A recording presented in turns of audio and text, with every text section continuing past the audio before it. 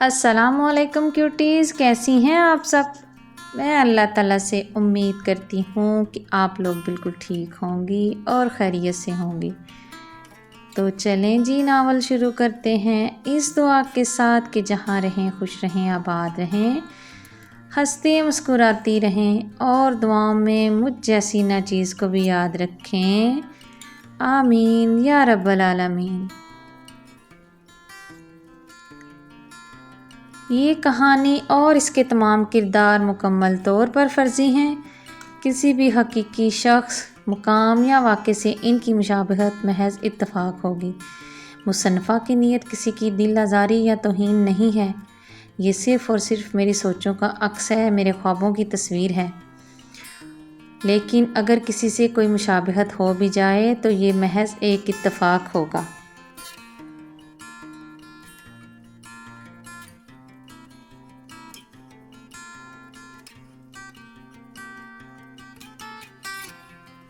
وہ مان لے تو سب ٹھیک ہو جائے شاید، مگر وہ سچ سن کر بھی مکر جاتا ہے۔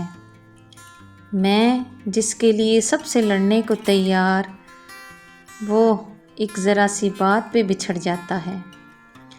یہ کیسی تشنگی یار میں جھگڑا ہوا ہوں میں کہ دل کی بات کہوں تو وہ بگڑ جاتا ہے۔ محبت میں جدائی اور ہجر کی بات مت کرو، اگر وہ سن لے تو حد سے گزر جاتا ہے۔ تشنگی یار، ایپیسوڈ نمبر 23۔ یہ دوپہر کے 10 بج رہے تھے۔ مارچ کی آج 25 تاریخ تھی۔ گرمیاں شروع ہونے والی تھی، لیکن نورپور کی فضا میں ٹھنڈ ابھی بھی بہت زیادہ تھی۔ برف باری کا سلسلہ ختم ہو چکا تھا۔ وہ آج سفید کلر کی لانگ انارکلی فراک پہنے ہوئے تھی، جس پر ریڈ کلر کا دھاگے اور شیشوں کا ہینڈ ورک کام کیا گیا تھا۔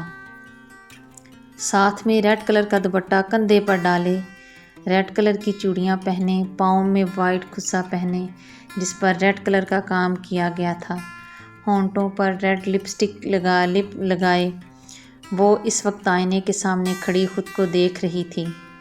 میک اپ کے نام پر سوائے لپسٹک کے کچھ نہیں لگایا تھا، لیکن ہاں، نیل گو آنکھوں میں کاجل کی باریک لکیر نظر آ رہی تھی۔ چہرے پر ناراضگی اور محبت کے جھلملاتے ہوئے رنگ بیک وقت دکھائی دے رہے تھے۔ گالوں کو کسی بلشن کی ضرورت نہیں تھی، وہ تو ارحم خانزادہ کی چھوٹی موٹی بے باک شرارتوں اور سرگوشیوں کی وجہ سے ویسے ہی سرخیاں چھلکاتے ہوئے نظر آ رہے تھے۔ انہیں ہاسپٹل سے آئے ہوئے 1 مہینہ اور 10 دن گزر چکے تھے۔ ارحم خانزادہ کو پورا 1 ہفتہ ہاسپٹل میں رکھا گیا تھا۔ اس دوران حور خانزادہ اس کے پاس رہی تھی۔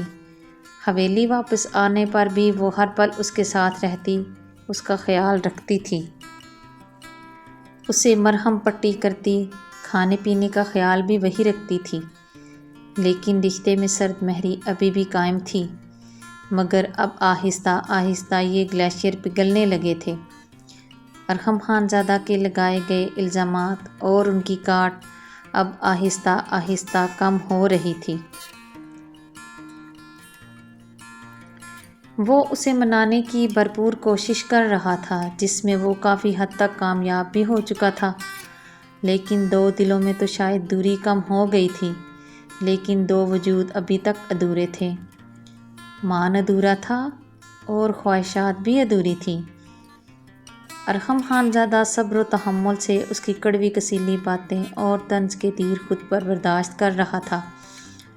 وہ کبھی تو غصہ کرتے اسے مارنے لگتی اور پھر تھک ہار کر روتے روتے اسی کے سینے سے لگ کر سو جاتی، اور وہ اسے اپنے بازوؤں میں بھرے اسے سلا کر یوں ہی ساری رات اسے دیکھتے گزار دیتا۔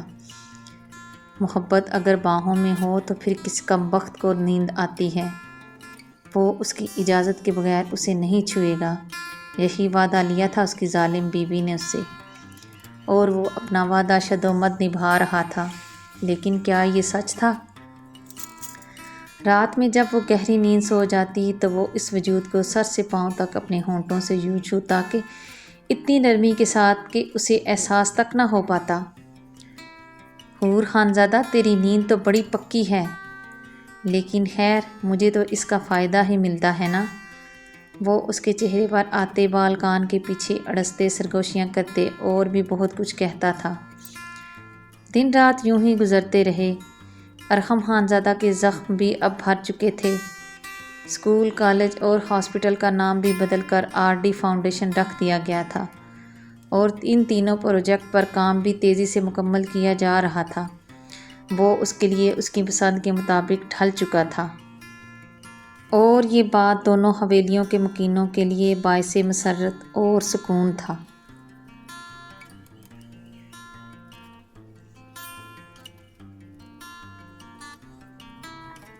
حور میری روح رواں، میری دعاؤں کا حاصل، میری کسی نیکی کا صلہ ہو تم، پلیز اب مان بھی جاؤ نا۔ وہ اس کے چہرے کو دونوں ہاتھوں کے پیالے میں لیتے منت بھرے لہجے میں اسے منا رہا تھا۔ نہیں ارحم خانزادہ، اتنی جلدی نہیں۔ تمہیں کیا لگتا ہے کہ ایک مہینہ معافی مانگ لینے سے 15 سالوں کا درد ختم ہو جاتا ہے؟ وہ جب بولی تو اس کو کانٹوں پر گھسیٹ گئی۔ وہ ایسی ہی تھی، اگر نرم پڑتی تو اگلے کے دل کی گہرائیوں تک اتر جائے، لیکن اگر سخت ہوتی یا بدلہ لینے پر آتی تو سامنے والے کی ذات کے پرہچے اڑا دینے والی بن جاتی۔ وہ بولتی کم تھی، لیکن جب بھی بولتی تو اس کی روح تک گھائل کر دیتی، لیکن پھر بھی وہ اپنی بات سے نہیں ہٹتی تھی۔ لیکن کیا یہ حقیقت تھی یا صرف ارحم خانزادہ کا خیال؟ بس بھی کر دو حور جان، اور مت تڑپاؤ اب، اور نہیں سہ پاؤں گا۔ وہ شخص اب منتوں پر اتر آیا تھا۔ ابھی سے ہی بس ہو گئی خان صاحب، وہ اسے استہزاء یا ہنسی ہنستے ہوئے دیکھتے ہوئے بولی تھی۔ جانتے ہیں شوہر کو اپنی بیوی کی عزت کا محافظ ہونا چاہیے، لیکن آپ نے ہی سب سے زیادہ میری عزت و آبرو کو پامال کیا۔ جب جب بھی ملے سوائے تذلیل کے کیا دیا مجھے؟ وہ اب اس کا گریبان پکڑے پوچھنے لگی تھی، اور ارحم خانزادہ سر جھکائے اسے سن رہا تھا۔ آنکھوں کی جلن میں اضافہ ہوا تھا، آنکھوں کی نمی پھر سے بہنے لگی تھی۔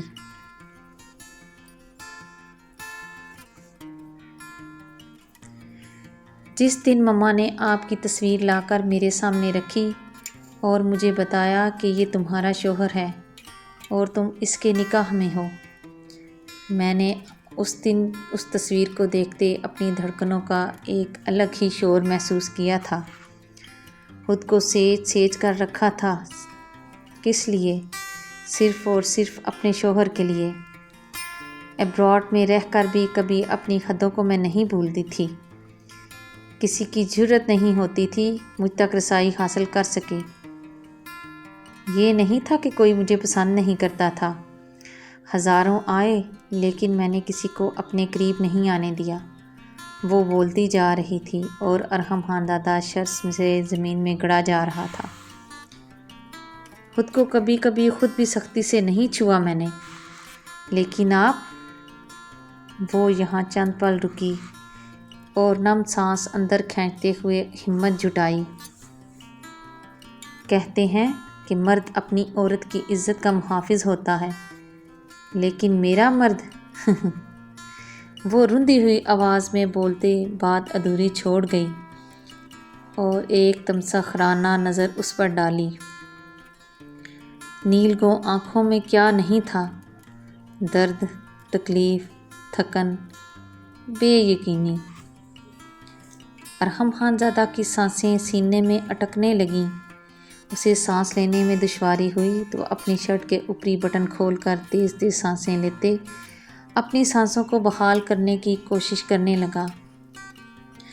حور خانزادہ اس کی حالت دیکھتے طنزیہ ہنسی ہنستے وہاں سے جانے لگی تو ارحم خانزادہ نے اس کی کلائی پکڑ کر اسے اپنی طرف کھینچا۔ وہ کٹی ہوئی ڈال کی طرح اس کے سینے سے آ ٹکرائی۔ اس کے گولڈن سنہری بال جو ڈھیلے جوڑے میں مقید تھے کھل کر اس کے چہرے پر سایہ فگن ہوئے تھے۔ وہ ایک گہری سانس لیتے اس کی مہک اپنے اندر اتارنے لگا۔ آئی ایم سوری، وہ نم لہجے میں بولا اور اس کی گردن اور کندھے کے درمیان اپنا منہ چھپا گیا۔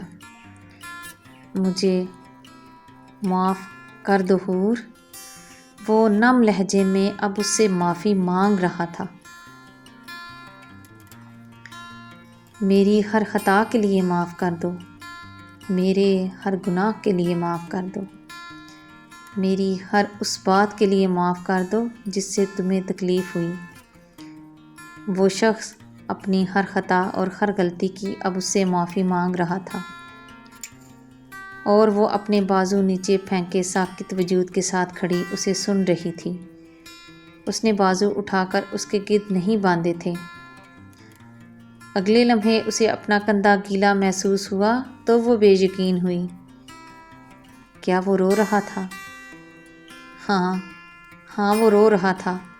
وہ مرد اب ہچکیوں میں رو رہا تھا، لیکن حور خانزادہ کے وجود میں پھر بھی کوئی حرکت نہیں ہوئی تھی۔ وہ روتا ہے تو روتا رہے، اسے اب اس سب سے کیا مطلب؟ وہ بھی تو کسی وقت میں روتی رہی تھی اور روتے روتے اپنے ہوش تک گنوا دیتی تھی، لیکن اس ظالم خان کو کبھی فرق نہیں پڑتا تھا، تو پھر وہ کیوں اس پر رحم کھائے؟ لیکن وہ کہتے ہیں نا کہ دل کم بخت تو پورے کا پورا اس کے سحر میں جھکڑا ہوا تھا، اور وہ چاہ کر بھی اس سحر سے اپنے دل کو آزاد نہیں کروا سکتی تھی۔ اس کی ٹوٹی بکھری حالت حور خانزادہ کی دھڑکنیں روک رہی تھی اور فریادیں کر رہی تھی کہ وہ آگے بڑھتے اسے سمیٹ لے۔ وہ اپنے دل کی بات پر لبیک کہتے آہستہ آہستہ اپنے بازو اٹھاتے اس کے گرد باندھنے لگی، لیکن اگلے ہی پل وہ دل پر لعنت بھیجتے اس کے کندھے سے پکڑ کر اسے اپنے آپ سے دور کر گئی، اور وہ بھی چپ چاپ پیچھے ہٹ گیا اور نظریں جھکائے ایک مجرم کی طرح اس کی سزا کا منتظر۔ وہ اسے یوں نظریں جھکائے بھی تو اچھا نہیں لگ رہا تھا، وہ تو تن کر کھڑا ہی اچھا لگتا تھا، اپنے پورے وقار کے ساتھ سر اٹھائے ہوئے۔ وہ اس وقت سفید شلوار قمیض پہنے، کندھوں پر بلیک چادر ڈالے، بکھرے بالوں میں، نم آنکھوں کے ساتھ تھکا ہوا، ماتھے پر ابھی بھی زخم جو ٹھیک نہیں ہو رہا تھا، یا شاید وہ اسے بھرنے ہی نہیں دے رہا تھا۔ ہاتھ کا زخم بھی ابھی کچا تھا، جسے وہ روز کھرچ کر کھول دیتا تھا، صرف اور صرف اس لیے کہ اسے اپنی بیوی کے ہاتھ سے کھانا کھانا ہوتا تھا۔ معاف کر دینا کیا اتنا آسان ہوتا ہے خان صاحب؟ وہ سرد لہجے میں پوچھنے لگی تھی، اور اپنی نیلگوں آنکھوں میں نمی اور شکوہ لیے اسے دیکھا تو ارحم خانزادہ اس کی آنکھوں میں درد بھرا شکوہ اور نمی دیکھتے نظریں پھر سے چرا گیا۔ تو پھر کیوں معاف نہیں کر دیتے میرے دوست کو؟ حور خانزادہ کے اگلے الفاظ ارحم خانزادہ کو دہتا انگارہ بنا گئے، اور وہ پل میں بے رحم بنتا اس کی گردن جھکڑ گیا۔ مجھے لگتا ہے کہ تمہارے لیے نرمی اور محبت ہونی ہی نہیں چاہیے، تم میری نرمی اور محبت کے قابل ہی نہیں ہو۔ وہ اس کی گردن پر ہاتھ کا دباؤ بڑھا کر بولا نہیں دھاڑا تھا۔ میرے سامنے میرے نکاح میں ہوتے کسی غیر کا نام لیتی ہو؟ میں نے تمہیں بتایا بھی تھا کہ اس شخص سے تمہارا کوئی تعلق نہیں ہے، اور نہ ہی وہ تمہارا دوست ہے۔ تم پچھلے 15 سالوں سے جس سے بات کر رہی تھی وہ میں تھا، تمہارا شوہر، تمہارا ارحم۔ اس کے ہاتھ کے دباؤ سے حور خانزادہ کا دم گھٹنے لگا تھا، اس کے چہرے کی رنگت بدلنے لگی تھی، جسے دیکھتے ارحم خانزادہ اس کی گردن سے پکڑ ڈھیلی کرتے اسے پھر سے صفائی دیتے سچائی بتانے لگا تھا، اور اسے اپنے سینے سے لگاتے ہوئے اس کی کمر سہلانے لگا تھا۔ تم جھوٹے ہو ظالم خان، بہت بڑے جھوٹے۔ وہ کھانستے ہوئے اٹک اٹک کر بولنے لگی تھی۔ اسے سانس لینے میں دشواری ہو رہی تھی۔ وہ تیز تیز سانس لیتے اپنی سانسوں کو بحال کرنے کی کوشش کرنے لگی تھی۔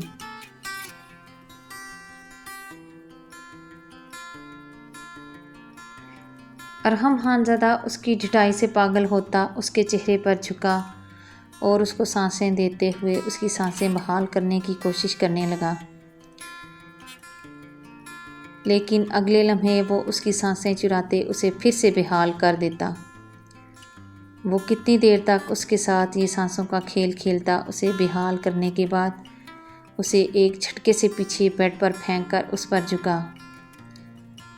جب تک میں اس کو اس دنیا سے غائب نہیں کر دیتا تب تک تم اس کمرے میں بند رہو گی، اور جس کسی نے تمہیں یہاں سے باہر نکالنے کی کوشش کی اس کے ٹکڑے ٹکڑے کرتے میں کتوں کو کھلا دوں گا۔ ارحم خان زادہ اس کے چہرے پر جھکا اور گھراتے ہوئے کہتے، اس کے گال پر دانت کاٹتے اپنا غصہ نکالتے کمرے سے باہر نکل گیا۔ ارحم خان کمینے انسان، میں تمہاری جان لے لوں گی، وہ دروازے کی طرف بڑھتے چلاتے ہوئے بولی تھی۔ ارحم خان زادہ تب تک دروازہ لاک کرتے وہاں سے نکل گیا اور پیچھے حور خان زادہ دروازہ بجاتی چلاتی رہی۔ وہ انگاروں پر جلانے میں ماہر تھی، وہ اسے تڑپانے میں ماہر تھی۔ وہ ایک بار بولتی تو اس کے ایک جملے میں ارحم خان زادہ کی ہستی تہس نہس ہو جاتی۔ اس وقت بھی وہ اسے دہکتا انگارہ بنا چکی تھی اور وہ جلتے ہوئے حویلی سے باہر نکلا تھا۔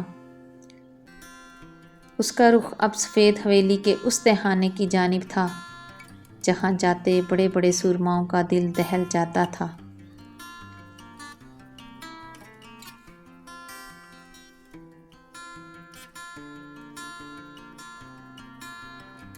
میں نے تو سوچا تھا تجھے چھوڑ دوں گا، لیکن لگتا ہے تجھے اپنی زندگی پیاری نہیں۔ وہ تہخانے میں داخل ہوتے، تیز تیز قدم اٹھاتے، اس جانب بڑھتے، اس کا گریبان پکڑتے، دھاڑتے ہوئے کہتے، اس کے منہ پر زوردار مکہ مار گیا۔ وہ اس وقت زنجیروں میں جھکڑا، زخموں سے چور نڈھال، ترس کھانے کے لائق تھا، لیکن ارحم خان زادہ کی باتیں اور ان میں چھپی تڑپ اسے مزہ دے رہی تھی۔ وہ چہرے پر کمینی سی مسکراہٹ سجائے اپنا جھکا چہرہ اٹھاتے اب کمینگی سے ہنسنے لگا تھا۔ اب وہ ہنستے ہوئے ارحم خان زادہ کو دیکھ رہا تھا۔ ارحم خان زادہ تڑپتا ہوا ہی اچھا لگتا تھا۔ ارحم خان زادہ، لگتا ہے وہ تجھ سے زیادہ مجھ پر بھروسہ کرتی ہے۔ لگتا ہے تیری بیوی۔ ارحم خان زادہ کے اگلے مکے نے نوفل رانا کے چہرے کے نقوش کو بگاڑ کے رکھ دیا۔ چہرے کے پھٹے ہوئے زخموں سے خون بہتے زمین پر گرا تھا۔ لگتا ہے تم نے میری بات کو لائٹلی لے لیا ہے۔ میں نے تمہیں تھوڑی چھوٹ دی تھی تو صرف اور صرف تیرے باپ کی وجہ سے، لیکن اب نہیں۔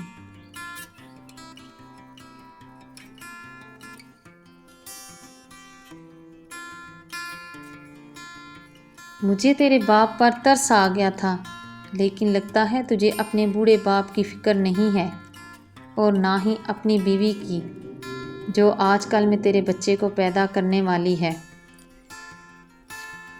ارحم خان زادہ کی باتیں سنتے نوفل رانا نے ایک جھٹکے سے سر اٹھا کر ارحم خان زادہ کی طرف حیرانی سے دیکھا تھا۔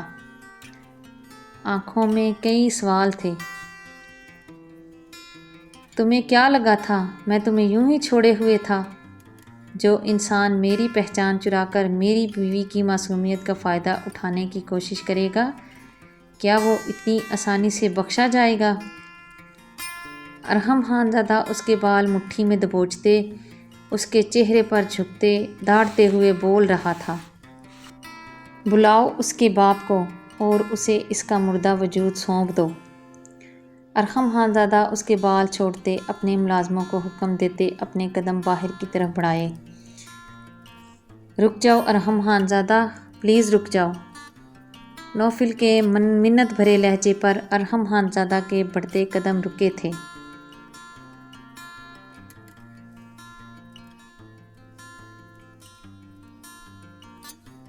میری بیوی اور میرے بابا کے بارے میں تم کیسے جانتے ہو؟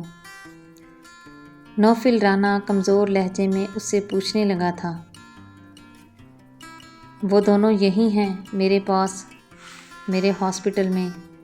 تمہاری بیوی اس وقت گائنی وارڈ میں ہے، لیکن افسوس تمہارا بچہ اس دنیا میں آنے سے پہلے ہی یتیم ہو جائے گا اور پھر ساری زندگی یتیمی کے طعنے سنتے گزار دے گا۔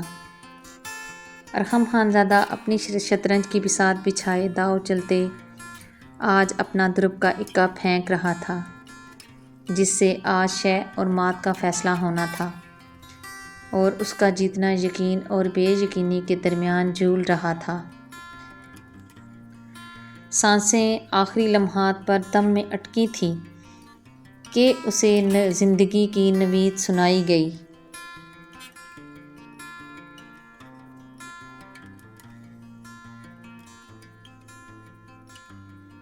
نوفل رانا جھٹپٹاتے ہوئے خود کو ان زنجیروں سے آزاد کرانے کی کوشش کرنے لگا تو لوہے کی زنجیروں کی آواز تہخانے کی سناٹوں میں گونجنے لگی۔ ارحم خانزادہ نے اپنی جیب سے سگریٹ اور لائٹر نکالتے سگریٹ منہ میں ڈالا اور چند قدم اور اٹھاتے اس کے قریب پہنچا۔ نوفل رانا کے زخموں میں سے خون بہتے زمین پر گر رہا تھا، لیکن آنکھوں میں غصہ اور وحشت ابھی بھی قائم تھی۔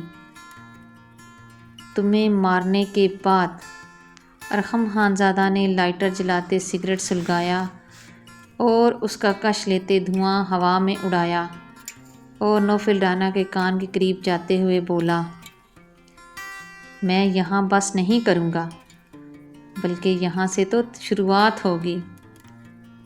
وہ اس کے کان کے قریب سرگوشی کرتے پیچھے ہٹا اور سگریٹ کے کش لیتے دھوئیں کے مرگولے کی شکل میں اڑاتے آگے کی جانب قدم بڑھانے لگا۔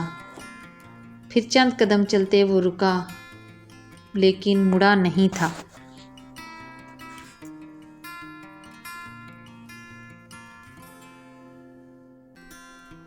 تمہیں مارنے کے بعد تمہارے اور تمہارے باپ کے سارے کالے کارنامے پولیس کو دیتے تمہارے باپ کو قانون کے حوالے کر دوں گا۔ اور پھر وہ بات ادھوری چھوڑتے پھر سے سگریٹ کا کش لیتے دھواں ہوا میں چھوڑ گیا۔ دھڑکنیں کبھی تیز ہوتی تو کبھی رک رک کر سانسیں روکنے لگتیں۔ نوفل رانا کی بات پر ارحم خانزادہ کی زندگی کا فیصلہ ٹکا تھا، لیکن کیا واقعی جو دکھتا ہے وہ سچ ہوتا ہے؟ میری بیوی اور میرے پاپا کو کچھ مت کہنا، تمہیں جو سزا دینی ہے مجھے دو، لیکن پلیز انہیں کچھ مت کہنا۔ نوفل رانا تو بڑی جلدی منتوں پر اتر آیا تھا۔ مجھے تمہاری جان لینے سے سکون نہیں ملے گا، میں تمہاری نسلیں تباہ کر دوں گا، تبھی چین پاؤں گا۔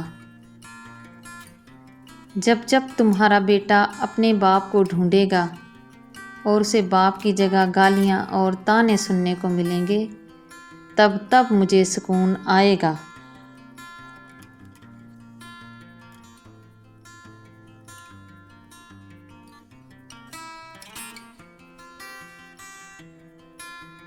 جب جب تیری بیوی، ارحم خانزادہ سگریٹ کا کش لیتے اس کی دھکتی رگ پر ہاتھ رکھتے بولا تھا، نہیں نہیں، تم جو چاہو گے میں کروں گا، لیکن وہ نہیں، پلیز اسے کچھ مت کہنا۔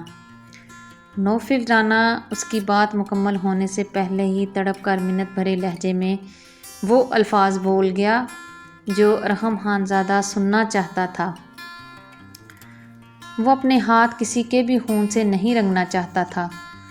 اس نے اپنی زندگی میں 10 گاؤں کی سرداری سنبھالی اور ہر مقدمہ قانون کے دائرے میں رہ کر سنبھالا۔ اس نے سرداری کرتے ہوئے بھی اپنے ہاتھ کبھی خون آلود نہیں ہونے دیے تھے۔ اسی وجہ سے وہ آج بھی نورپور اور اس کے آس پاس 10 گاؤں کا سردار پورے وقار کے ساتھ بنا ہوا تھا، اور آج بھی اس کا ارادہ خود کو بچا کے اس سارے معاملے سے نکلنا اور اپنی روح انواع کو پانا تھا۔ نوفل رانا کے الفاظ اسے یقین دلا رہے تھے کہ وہ یہ بازی جیت چکا ہے۔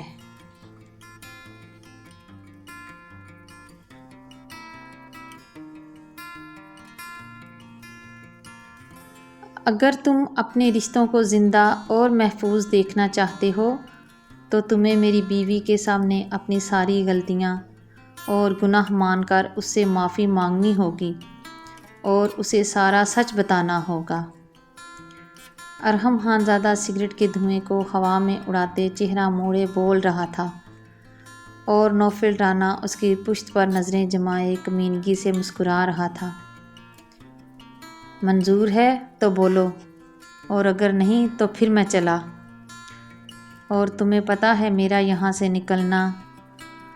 ارحم خانزادہ 2 قدم آگے بڑھ کر رکا اور پھر سے بولا، مجھے منظور ہے، تمہاری ہر شرط مجھے منظور ہے۔ نوفل رانا کمینگی سے اس کی ہاں میں ہاں ملاتے ہوئے بولا تھا، جہاں دادھان، اسے لے کر حویلی پہنچو۔ ارحم خانزادہ اپنے خاص ملازم کو حکم دیتے تہہ خانے سے تیزی سے نکلا تھا۔ اسے اب یہ دوریاں ختم کرنی ہی تھیں، اس کی قیمت چاہے کچھ بھی ہو۔ وہ جب حویلی پہنچا تو حور خانزادہ سفید فراق پہنے، اس پر ریڈ کلر کا دوپٹہ کندھے پر ڈالے، کھڑکی کے سامنے کھڑی باہر دیکھ رہی تھی۔ دور پہاڑوں پر بادل اور سورج ایک دوسرے کے ساتھ آنکھ مچولی کھیل رہے تھے اور ہوا میں ہنکی بڑھنے لگی تھی اور ساتھ نمی کا تناسب بھی بڑھنے لگا تھا۔ ہوا کا تیز جھونکا آیا تو حور کے وجود میں ٹھنڈ کی ایک تیز لہر دوڑ گئی۔ اس نے اپنے بازوؤں کا حصار بناتے ہوئے اپنی ہتھیلیوں کو بازوؤں پر رب کرتے خود کو گرماہٹ پہنچانے کی کوشش کی۔ ہونٹوں کو مسکراہٹ نے چھوا، اس کی پنکھڑیوں جیسے ہونٹ مسکرا دیے تو لگا کہ ساری کائنات مسکرا دی۔ اس کے سنہری بال ہوا کی وجہ سے اڑ کر اس کے رخساروں کے ساتھ گستاخیاں کرتے اسے بہت بھلے لگ رہے تھے۔ وہ اسے کھڑکی میں کھڑا خدا کا مکمل مجسمہ حسن لگ رہی تھی۔ وہ اسے گھنٹوں یوں ہی بنا پلکیں جھپکائے دیکھ سکتا تھا۔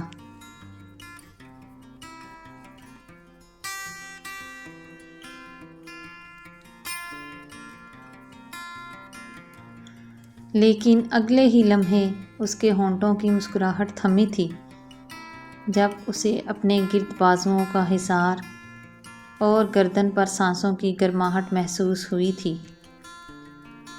ارحم خانزادہ کی دہکتی سانسوں کی تپش حور خانزادہ کی گردن کو جھلسا رہی تھی۔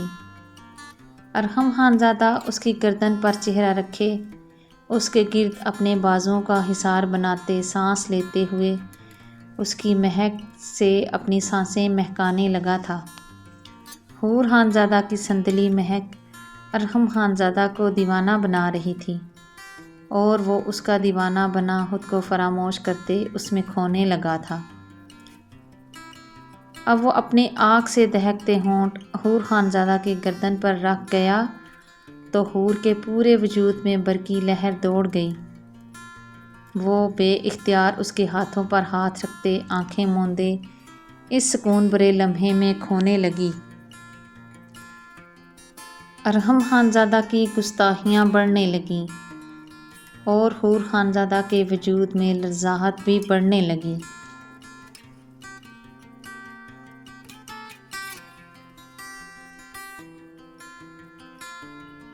ایک ہاتھ بے اختیار ہوتے ارحم خانزادہ کے بالوں میں الجھنے لگا اور ہونٹوں سے میٹھی سسکاری نکلی۔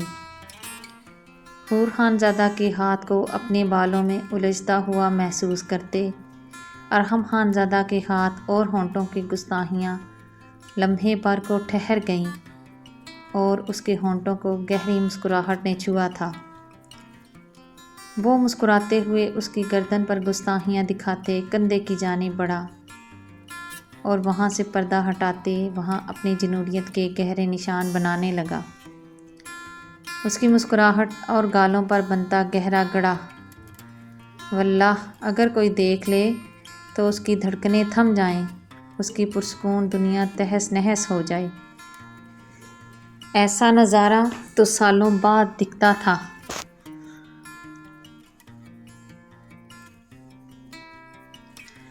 ارحم خانزادہ کے ہاتھ حور خانزادہ کے وجود پر تو کبھی دھڑکنوں پر اپنا دباؤ اور گستاخیاں بڑھا دیتے، تو حور خانزادہ کا وجود کپکپاہٹ کا شکار ہو جاتا اور وہ اپنے ہاتھوں کی چپت لگاتے یا پھر اس کے وجود پر ناخن کاٹتے اسے روک دیتی۔ لیکن جو رک جائے وہ ارحم خانزادہ تو نہ ہوا نا۔ بہت خوبصورت لگ رہی ہو، تمہاری نازک کلائیوں میں یہ لال رنگ کی چوڑیاں اور ان کی کھنک۔ وہ اس کے ہاتھ کو اوپر کرتے ان چوڑیوں پر لب رکھ گیا تھا۔ حور، وہ خمار بھرے لہجے میں اس کا نام پکار رہا تھا۔ ان چوڑیوں کی کھنک اس حویلی میں رکنے مت دینا۔ وہ اس کی دونوں کلائیاں سامنے کرتے دونوں پر باری باری لب رکھ گیا۔ I request you sweaty. وہ شخص منتوں پر اتر آیا تھا۔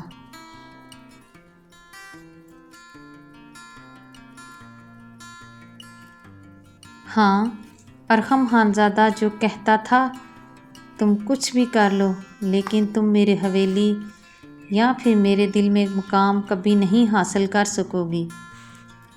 وہی ارحم خانزادہ، ہاں وہی ارحم خانزادہ آج منتوں پر اتر آیا تھا۔ واہ ری محبت، تو کیسے شیر مرد کو بھی زن کے آگے جھکا دیتی ہے۔ بس اسے اندازہ ہونا چاہیے اپنی اہمیت کا۔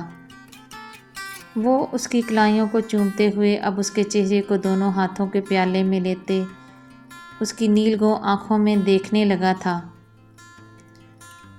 آئی لو یو، وہ نم لہجے میں لفظوں کو کاٹ کر بولا تھا اور حور خانزادہ اس کے لفظوں کے سحر میں کھونے لگی تھی۔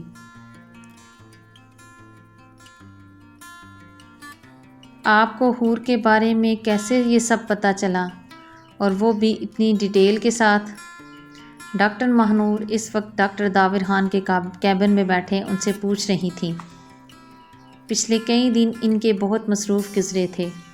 اس حادثے میں کئی جانیں بھی گئیں اور کئی زخمی ابھی بھی ہاسپٹل میں ایڈمٹ تھے، لیکن آج کام پہلے سے بہت کم تھا۔ دونوں کو جب تھوڑی دیر فرصت ملی تو ڈاکٹر ماہنور وہ سوال پوچھنے لگی جو انہیں پچھلے کئی دن سے پریشان کیے ہوئے تھا۔ اور کہاں سے پتہ چلنا تھا؟ ظاہر ہے زاران بھائی نے بتایا ہے، اور کس نے بتانا ہے؟ اور وہ ایبراڈ میں بھی ان کے فیملی ڈاکٹر ہیں۔ ڈاکٹر داور خان ڈاکٹر ماہنور کو ڈیٹیل سے بتانے لگے تھے۔ باہر کوریڈور میں ہلچل سی مچی ہوئی تھی۔ آسمان پر دور سے سیاہ بادل نور پور کی طرف بڑھ رہے تھے اور ہوا بھی چلنی شروع ہو چکی تھی۔ واپس کیبن میں موجود بیٹھے ہوئے دو وجودوں کے پاس آؤ تو دونوں کافی سامنے رکھے اس میں سے ایک ایک سپ لے کر اسے ٹیبل پر رکھ رہے تھے۔ اچھا، لیکن مجھے اس سب کے بارے میں تو آپ نے کبھی نہیں بتایا۔ ڈاکٹر ماہنور اب نہ روٹھے لہجے میں اس سے شکوہ کرتے ہوئے بولی تھی۔ مسز داور خان، آپ نے کبھی پوچھا ہی نہیں تو میں کیسے بتاتا؟ وہ اب اپنی کرسی سے اٹھ کر اس کے قریب آتے اس کے چہرے کو دونوں ہاتھوں کے پیالے میں لیتے ہوئے مسکراتے ہوئے بولا تھا۔ لہجہ محبت بھرا تھا۔ ناراض تو مجھے ہونا چاہیے نا؟ تم نے مجھے کبھی نہیں بتایا کہ حور خانزادہ تمہاری کزن اور تمہارے لاڈلے بھتیجے کی بیوی ہے۔ ڈاکٹر داور خان نے اب کی بار ناراضگی کا اظہار کرتے ہوئے کہا تھا۔ ڈاکٹر ماہنور ان کے شکوے پر اپنی نظریں جھکا گئی۔ سچ تو یہ ہے ڈاکٹر ماہنور، تم نے کبھی مجھ پر اعتبار ہی نہیں کیا۔ وہ اب پھر سے اس سے شکوہ کرتے ہوئے بولا تھا۔ ایسی بات نہیں ہے خان، ڈاکٹر ماہنور نے نظریں جھکائے اپنے ہاتھوں کی انگلیوں کو ایک دوسرے میں الجھاتے ہوئے کہا تھا۔ شرمندگی اس کے چہرے پر واضح تھی۔ ایسی ہی بات ہے ڈاکٹر ماہنور، وہ چند پل رکا اور اپنے قدم کھڑکی کی طرف بڑھائے اور کھڑکی کھول دی۔ کھڑکی کھلتے ہوا کا ایک ٹھنڈا جھونکا کمرے میں آتے ہوئے کمرے کی تنگ فضا میں ٹھنڈ اور تازگی کی لہر دوڑا گیا۔ ڈاکٹر داور نے سانس لیتے پرسکون ہوتے 2 پل کے لیے اپنی آنکھیں موندے اس سکون کو اپنی روح میں اترتا ہوا محسوس کیا تھا۔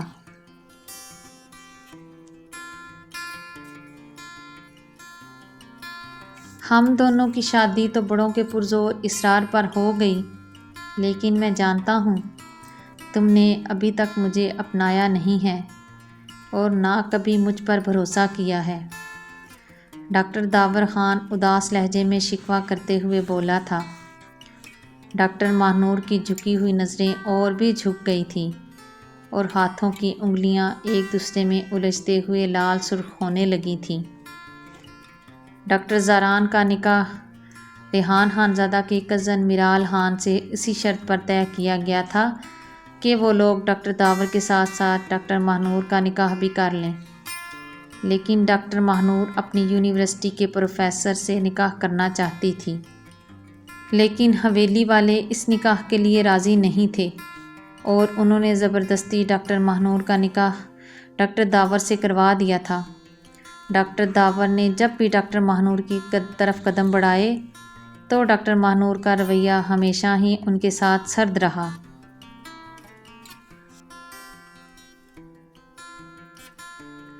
ایسا کچھ نہیں ہے ہان، وہ میں ڈاکٹر ماہنور کچھ کہتے چند پل رکی اور ان کے قریب آتے کھڑکی سے باہر دیکھنے لگی، جہاں دور آسمان پر بادلوں کا رقص جاری تھا اور ہوا بھی اب تیز ہونی شروع ہو چکی تھی۔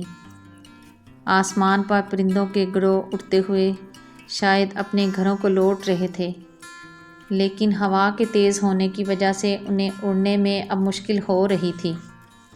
کئی پرندے تو نیچے آتے آس پاس کے درختوں کی شاخوں پر اپنی پناہ لینے بیٹھے تھے۔ لگتا ہے آج طوفان آئے گا اور بارش بھی زوروں کی برسے گی، ڈاکٹر ماہنور نے موضوع بدلتے ہوئے کہا تھا۔ ڈاکٹر داور خان نے اس کی بات سنتے ایک اداس مسکراہٹ چہرے پر سجائے ڈاکٹر ماہنور کی طرف دیکھا، جو ابھی تک دور کسی منظر پر اپنی نظریں جمائے ہوئے تھی۔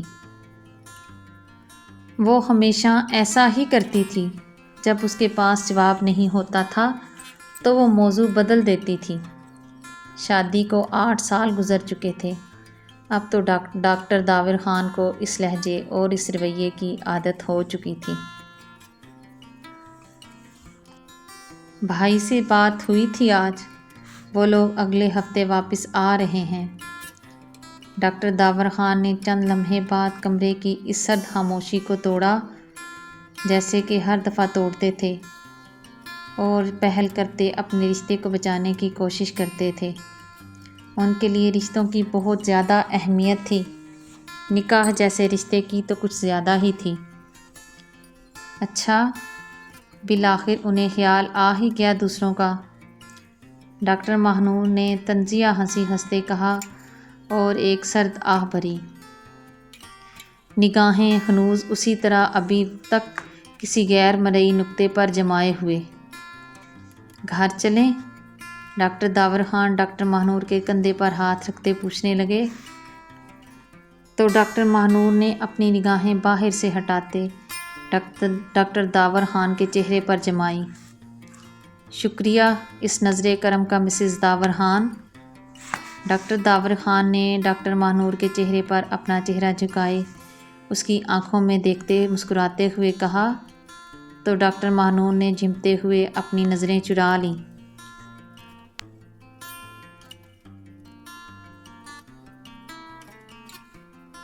دھڑکنیں منتشر ہو کر پسلیوں سے سر ٹکرانے لگیں اور چہرہ بھی بھاپ چھوڑنے لگا تھا۔ لگتا ہے کہ گلیشیئر پگھلنے لگا ہے، ڈاکٹر داور خان نے ڈاکٹر ماہنور کے گالوں پر ہونٹ رکھتے گہری مسکراہٹ کے ساتھ ڈاکٹر ماہنور کو دیکھتے آنکھ ونک کی اور کیبن سے باہر نکل گئے۔ انہیں کیا ہو گیا ہے؟ پہلے تو کبھی ایسا نہیں کرتے تھے، یوں ٹین ایج لڑکوں کی طرح۔ ڈاکٹر مہنور نے اپنے دل پر ہاتھ رکھتے منہ ہی منہ میں بڑبڑاتے ہوئے خود سے سوال کیا، اور یہ مجھے کیا ہو رہا ہے؟ اور میرے دل کی دھڑکنیں اتنی تیز کیوں ہو رہی ہیں؟ لگتا ہے کہ ایک دفعہ کارڈیالوجسٹ سے اپائنٹمنٹ لینی چاہیے۔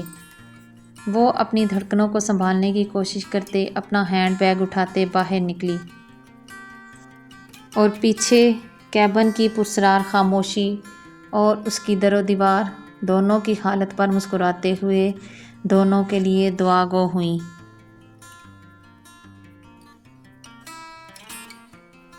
خان، نیچے مہمان خانے میں آپ سے اور خانم بی سے کوئی ملنے آیا ہے۔ دروازے پر ہونے والی دستک پر ارحم خان زادہ اور حور خان زادہ ہوش کی دنیا میں واپس لوٹے۔ وہ دونوں ایک دوسرے کے اتنے قریب تھے کہ درمیان میں سے ہوا کا گزر بھی نہیں ہو سکتا تھا۔ وہ دونوں ایک جھٹکے سے ایک دوسرے سے دور ہوئے اور ایک دوسرے سے نظریں چرانے لگے۔ حور خان زادہ لال سرخ ہوتے اپنی انگلیوں کو ایک دوسرے میں الجھاتے ہوئے انہیں اب زخمی کرنے لگی تھی۔ وہ کیوں اس کی نزدیکی پر کمزور پڑ جاتی تھی؟ وہ یہ سمجھنے سے قاصر تھی۔ کیا وہ اس سے محبت کرنے لگی تھی؟ ایسا نہیں ہو سکتا تھا۔ وہ کیسے ایسے شخص کے ساتھ محبت کر سکتی تھی جو اس کی عزت تک نہیں کر سکتا تھا؟ اس سے محبت کرنے سے پہلے وہ مرنا پسند کرتی تھی، لیکن دل پر اختیار کس کا ہو سکتا ہے؟ ارحم خان زادہ دروازے کی طرف قدم بڑھائے دروازہ کھول گیا تو سامنے نوری نظریں جھکائے کھڑی تھی۔ بولو نورے خان، کیا ہوا؟ ارحم خان زادہ نے سرد مگر کرخت لہجے میں اس سے پوچھا تھا۔ اسے یوں بیچ میں کسی کا ڈسٹرب کرنا زہر لگا تھا، لیکن وہ یہ بات کہہ نہ سکا۔ خان صاحب، نیچے مہمان خانے میں آپ کو بلایا گیا ہے، ساتھ میں خانم بی کو بھی۔ نور پور کے سردار کی بیوی کو خانم بی بھی کہا جاتا تھا۔ حور خان زادہ نے اپنا رخ پھیر کر پھر سے کھڑکی سے باہر دیکھنا شروع کر دیا، جہاں بادل آہستہ آہستہ چلتے ہوئے سورج کے گرد گھیرا تنگ کرنے لگے تو سورج کی گرماہٹ اور روشنی کم ہونی شروع ہو گئی۔ ہوا بھی اب پہلے سے زیادہ تیز رفتار سے چلنے لگی تھی۔ اسے اس طرح کا موسم دیوانگی کی حد تک پسند تھا۔ وہ اس طرح کے موسم میں کھو کر اپنے سارے دکھ درد بھول جاتی تھی، اور اس وقت بھی وہ سب اگنور کرتے اس خوبصورت موسم میں کھو گئی۔ میں نیچے چلتا ہوں، تم اپنی خانم بی کو پردے میں ڈھک کر نیچے لے آؤ۔ ارحم خان زادہ سرد لہجے میں حکم دیتے نورے خان کو حکم دیتے کمرے سے نکل گیا، اور نورے خان سر جھکائے کمرے میں داخل ہوتے الماری کی جانب بڑھی۔ وہ الماری میں سے حور خان زادہ کی چادر نکال کر اس کے قریب آتے اسے اڑا گئی۔ چلے خانم بی، نیچے خان صاحب آپ کو بلا رہے ہیں۔ نوری، باہر موسم کتنا اچھا ہو رہا ہے نا، چلو ہم چھت پر چلتے ہیں۔ حور خان زادہ نورے خان کے کندھے پر ہاتھ رکھتے مسکراتے ہوئے بولی تھی، لیکن اس مسکراہٹ میں خوشی دور دور تک کہیں بھی دکھائی نہیں دے رہی تھی۔ اس کی مسکراہٹ کے پیچھے چھپا ہوا درد کوئی بھی نہیں جانتا تھا۔ خانم بی، پہلے نیچے چلتے ہیں، خان کی بات سنتے ہیں، پھر ہم چھت پر چلیں گے۔ نورے خان اسے ساتھ لیے باہر نکلی۔ نہیں نوری، پہلے چھت پر چلتے ہیں۔ خانم بی، اگر ہم خان صاحب کی بات نہیں مانیں گے تو وہ پھر سے آپ کو کمرے میں قید کر دیں گے اور مجھے اس جلاد کے ساتھ رخصت کر دیں گے۔ پھر ہم نہ تو ایک دوسرے سے مل پائیں گی اور نہ ہی آپ یہاں سے باہر نکل پائیں گی۔ نورے خان اسے سمجھاتے ہوئے منتیں کرنے لگی تو حور خان زادہ اس کی بات سنتی خاموشی سے اس کے ساتھ چل دی۔ چہرہ ڈھک لے خانم بی، ورنہ خان ہمیں مار ڈالے گا۔ نورے خان اس کے چہرے کو ڈھانپتے ہوئے بولی تو حور خان زادہ اپنی چادر سے اپنا چہرہ مکمل ڈھانپ چک گئی اور اپنے قدم مہمان خانے کی طرف بڑھا دیے۔ مہمان خانے میں ارحم خان زادہ کے ساتھ کھڑے زخموں سے چور نڈھال وجود کو دیکھتے حور خانزادہ نے غصے اور تنفر بری نگاہوں سے ارحم خانزادہ کو دیکھا۔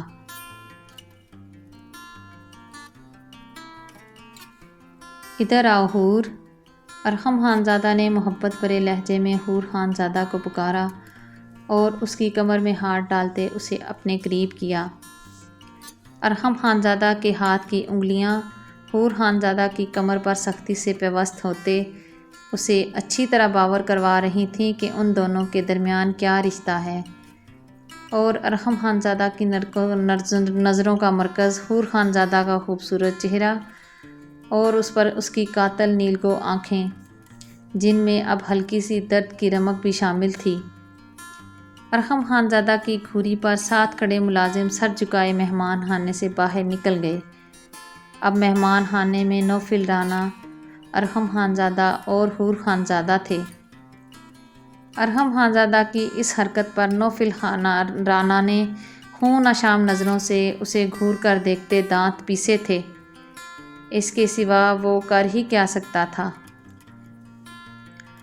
ارحم خانزادہ اس کے چہرے کے بدلتے رنگ دیکھتے طنزیہ ہنسی ہنستے اپنی نظریں پھر سے حور کے چہرے پر جما گیا، جہاں سے صرف حور کی آنکھیں ہی دکھائی دے رہی تھی، لیکن یہ بھی برداشت نہیں ہو رہا تھا کہ اس کی آنکھیں بھی اب کوئی دیکھے۔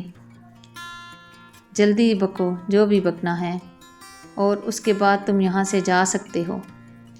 وہ مسلسل حور پر نظریں جمائے سرد گھراتے ہوئے لہجے میں نوفل رانا کو حکم دے گیا، لیکن اس کے جواب اور اس پر اس کے چہرے پر پھیلی طنزیہ کمینگی بھری مسکراہٹ اور حور خانزادہ کے ریئیکشن ارحم خانزادہ کو حیران و پریشان کر گیا۔ وہ چند لمحوں تک تو کچھ سمجھ ہی نہ سکا، لیکن چند لمحوں بعد وہ کچھ کر گزرا جس کا تصور بھی حور خانزادہ نے کبھی نہیں کیا تھا۔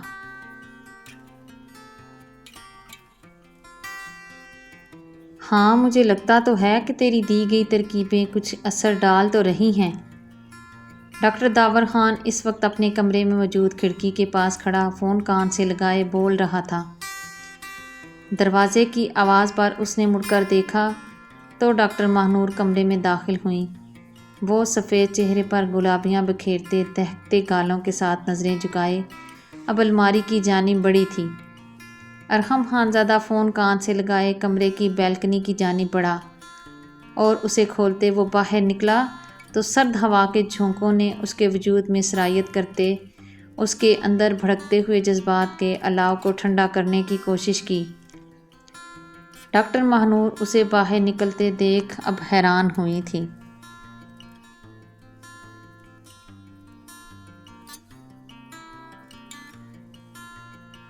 وہ پہلے تو کبھی اس طرح فون کرتے باہر نہیں نکلتا تھا، دونوں کا شعبہ ایک ہی تھا، سو جو بات بھی ہوتی ایک دوسرے کی موجودگی میں ہی ہوتی تھی، لیکن پچھلے کچھ دنوں سے ڈاکٹر داور خان جب بھی فون آتا تو اسے لیے باہر نکل جاتا اور پھر کئی گھنٹوں تک بات جاری رہتی۔ ڈاکٹر ماہنور کے لیے پریشانی کی بات یہ تھی کہ وہ بات آہستہ آواز میں یا پھر سرگوشی میں کرتا اور ارد گرد بھی نظریں جمائے دیکھتا، جیسے کہ چوری پکڑے جانے کے ڈر سے کوئی مجرم دیکھتا ہے جب وہ چوری کرنے لگتا ہے۔ ڈاکٹر ماہنور کپڑے وہیں بٹ پر پھینک کر بالکنی کی طرف بڑھی، کان لگاتے ہوئے کچھ سننے کی کوشش کرنے لگی، لیکن ناکامی مقدر ٹھہری۔ وہ اب جھنجھلاتے ہوئے بالکنی کا دروازہ کھول کر باہر نکلی۔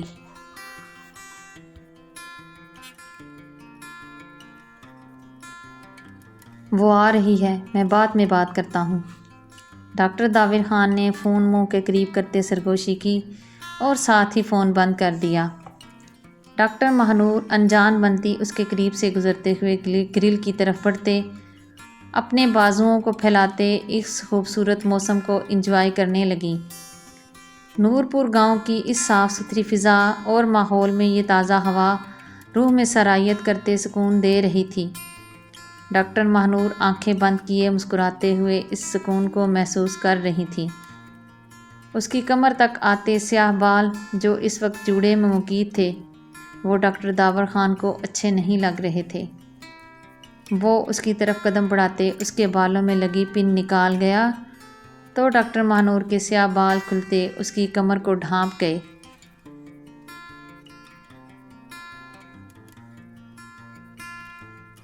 سیاہ گنہری زلفیں ہوا سے اٹکیلیاں کرتے ڈاکٹر ماہنور کے گالوں کو چھونے لگی۔ ڈاکٹر ماہنور اپنے قریب گرم سانسوں کی تپش محسوس کرتے اور اپنے بالوں کو کھلتے دیکھ ایک جھٹکے سے مڑی تو دونوں کے ہونٹ ایک دوسرے سے ٹکرائے۔ اس بے اختیار عمل پر دونوں کی آنکھیں مارے حیرت سے پھٹنے کی حد تک کھلیں اور دھڑکنیں منتشر ہو کر پسلیوں سے سر ٹکرانے لگیں۔ شادی کے اتنے سالوں بعد بھی یہ محبت بھرا پہلا لمس تھا جو دونوں کی دھڑکنیں منتشر کر گیا تھا۔ ڈاکٹر داور خان کی شادی کے وقت دونوں کی عمریں بہت کم تھیں، دونوں ابھی تعلیم حاصل کر رہے تھے۔ ڈاکٹر داور خان اس وقت گریجویشن کے لاسٹ سیمسٹر میں تھے اور ڈاکٹر ماہنور اس وقت فرسٹ سیمسٹر میں تھیں۔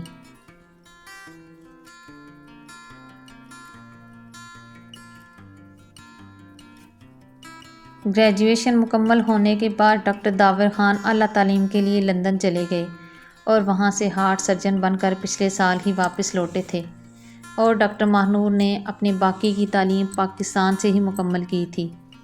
گریجویشن کے بعد ان کا ارادہ بھی ابراڈ جا کر پڑھنے کا تھا، لیکن گھر والوں کے دباؤ کی وجہ سے وہ آگے بڑھنے باہر نہ جا سکی۔ اس نے باقی کی تعلیم یہیں سے مکمل کی۔ اس نے MBBS اور FCPS کے بعد ہاؤس جاب کے لیے اپنے علاقے کو چنا اور اب وہ وہیں سے آگے اپنی ڈیوٹی سر انجام دے رہی تھی۔ ان دونوں کو ایک دوسرے کے ساتھ رہتے ہوئے ابھی چند ماہ ہی ہوئے تھے۔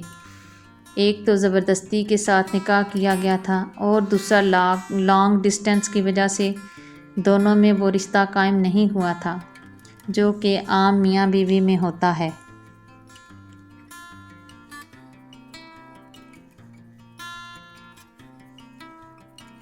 ڈاکٹر داور خان ایک انتہائی سلجھے ہوئے اور دھیمے مزاج کے انسان تھے۔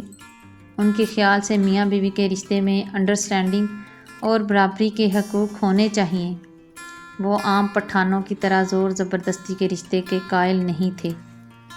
ان کے مطابق رشتے دونوں کی رضامندی اور دل سے ہونے چاہئیں۔ اسی وجہ سے وہ ڈاکٹر ماہنور کے ساتھ زبردستی نہیں کرتے تھے۔ وہ اپنے تمام فرائض انجام دیتے، لیکن بدلے میں انہوں نے ایک دو بار نزدیک جانے کی کوشش کی تھی، لیکن ڈاکٹر ماہنور کے سرد تاثرات اور مختلف حیلوں بہانوں کی وجہ سے دوبارہ ان سے نزدیکیاں بڑھانے کی کوشش نہیں کی تھی۔ لیکن پچھلے کچھ دنوں سے وہ ٹین ایج لڑکوں کی طرح بیہیو کر رہے تھے۔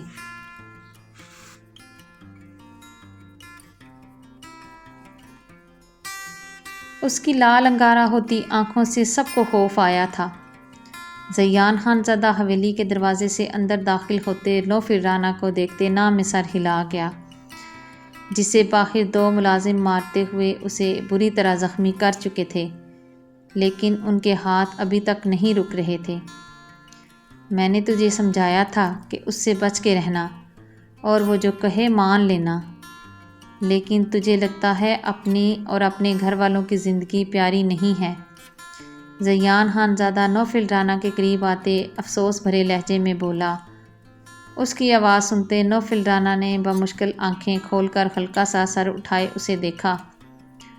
نوفل رانا کے خون سے بھرے ہونٹوں پر پھیلی مسکراہٹ زیان خان زادہ کو پریشان کر گئی تو وہ دوڑتے ہوئے حویلی کے اندرونی دروازے کی جانب بڑھا۔ تم میری محبت اور نرمی کے قابل ہی نہیں ہو، وہ بولا نہیں دھاڑا تھا۔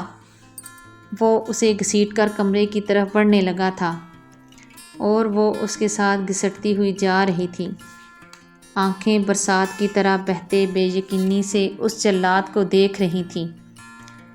نیل گوں آنکھوں میں آنسو اور بے یقینی دیکھتے وہ طنزیہ ہنسی ہنستے اس کی نازک کلائی پر اپنے آہنی ہاتھ کی گرفت مضبوط کر گیا تھا۔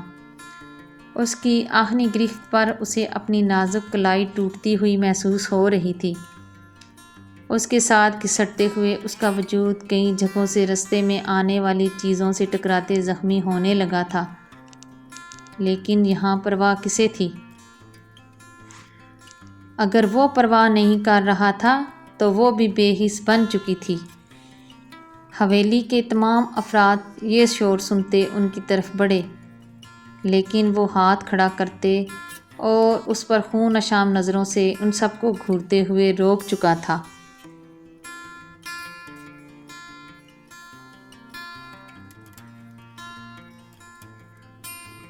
وہ جب دروازہ کھولتے اندر داخل ہوا تو سب کو نظریں چکائے پریشان حال بیٹھے دیکھ اسے بہت کچھ برا ہونے کا احساس ہوا تھا۔ بابا، حور ٹھیک ہے نا؟ وہ اب جلال سکندر خان کے قدموں میں بیٹھے پوچھنے لگا تو جلال خان نے پریشان کن نظروں سے اسے دیکھتے پھر سیڑھیوں کی جانب دیکھا۔ زیان خان زادہ ان کے پاس سے اٹھتے سیڑھیوں کی جانب بڑھنے لگا تو جلال خان نے اس کا بازو پکڑ کر نامسار ہلاتے اسے اوپر جانے سے روکا تو زیان خان زادہ نے انہیں حیران کن شکوہ بری نظروں سے دیکھا تھا۔ یہ ان دونوں میاں بیوی کا مسئلہ ہے، بہتر ہے کہ وہ دونوں ہی اسے حل کریں۔ جلال خان کی بات سنتے زیان خان زادہ نے ایک جھٹکے سے ان کے ہاتھ سے اپنا بازو چھڑایا اور قدم تیزی سے سیڑھیوں کی جانب بڑھا دیے۔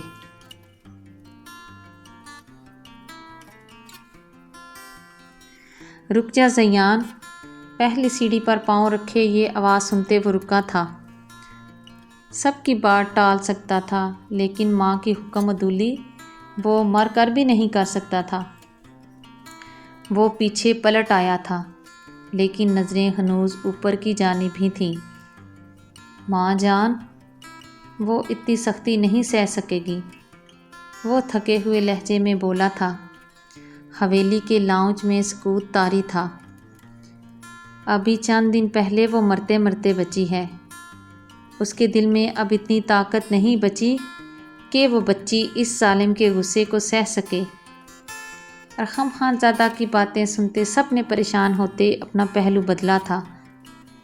سب ہی جانتے تھے اس کی ہیلتھ کنڈیشن اور ارحم خان زادہ کے غصے کو، لیکن وہ یہ بھی جانتے تھے کہ وہ اسے کبھی کچھ نہیں ہونے دے گا اور اس معاملے میں وہ کچھ بھی کر نہیں سکتے تھے کیونکہ حور خان زادہ نے اس پر وار اس کی مردانگی اور اس کی انا پر کیا تھا۔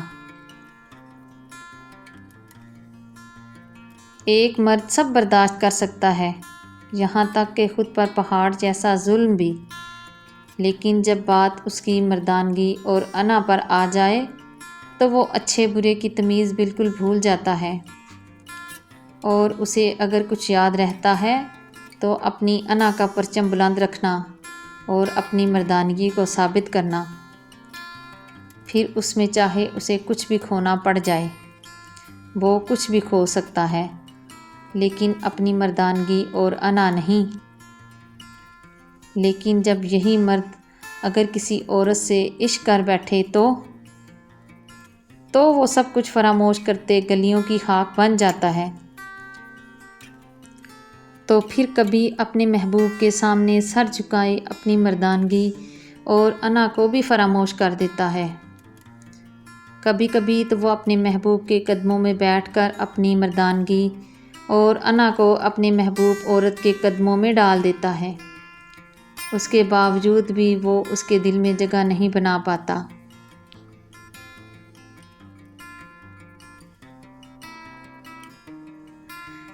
دیکھنا اب یہ ہے کہ کیا ارحم خان زادہ عاشق بنتے خود کو فراموش کرتے اپنی مردانگی اور انا اپنے محبوب کے قدموں میں ڈال دیتا ہے، یا پھر ایک عام مرد کی طرح اپنی عورت پر اپنی مردانگی کی دھاک بٹھا کر اپنی انا کا پرچم بلند رکھتا ہے اور اپنی محبوب عورت کو اپنی مردانگی اور انا پر قربان کر دیتا ہے۔